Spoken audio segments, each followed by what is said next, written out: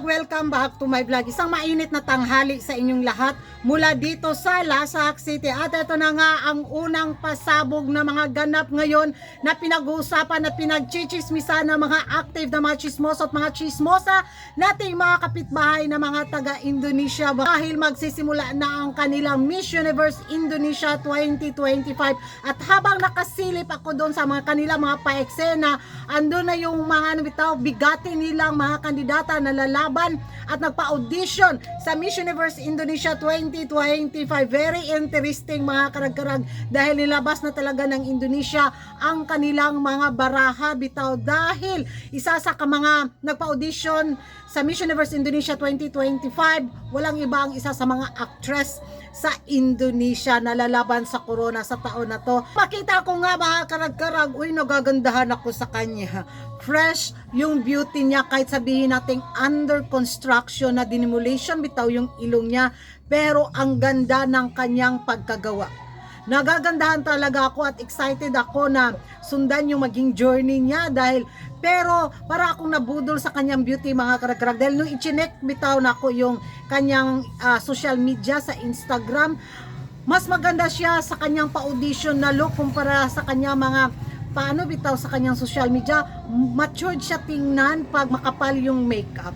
So habang namamasyal ako doon sa kanilang mga komunidad na chikahan mga karag-karag, ay naku, naaliw din ako sa mga bash na natanggap niya sa kanyang mga kababayan, lalo na sa pagiging under construction ng kanyang face lock na kung saan pininterya talaga yung ilong niya. Bakit daw ginawang malapad na naman daw yung ilong niya, gayong pointed na naman daw yung ilong niya noon. So sana daw pag next time na magpa-under construction daw siya, sana maging maayos na. Baka daw maiba na naman daw yung mukha niya sa kanyang laban sa Miss Universe Indonesia 2025. So marami pa rin bitaw nagpupush sa kanya kasi nga actress siya, malakas yung marami siyang followers sa social media at kung sakaling ito daw yung manalo sa corona sa Miss Universe Indonesia 2025, malakas daw yung laban ng Indonesia sa Thailand sa Miss Universe 2025. So kabahan na daw ang bitaw mga neighboring hood country na mga Asian. Ay, grabe yung kampante galore nila. Di ko kinaya sa unang pagpasok sa buwan ng Agosto. Talagang pabida galore sila. Pero magiging reaction ko sa kanilang malakas na frontrunner sa taon na to sa Miss Universe Indonesia 2025. Nagagandahan ako sa kanya sa ganitong pa-beauty niya. Wag lang yung mga pa-makeup galore niya sa kanyang social media account dahil walay sa akin.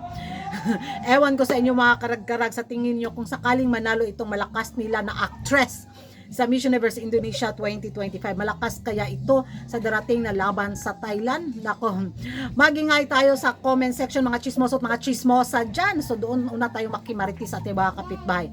And thank you for watching. See you in my next vlog. Don't forget to like and subscribe Kuragan Karag and hit the notification bell para updated kayo sa mga latest na chikahan sa mundo ng beauty pageant. And thank you for watching. See you in my next vlog.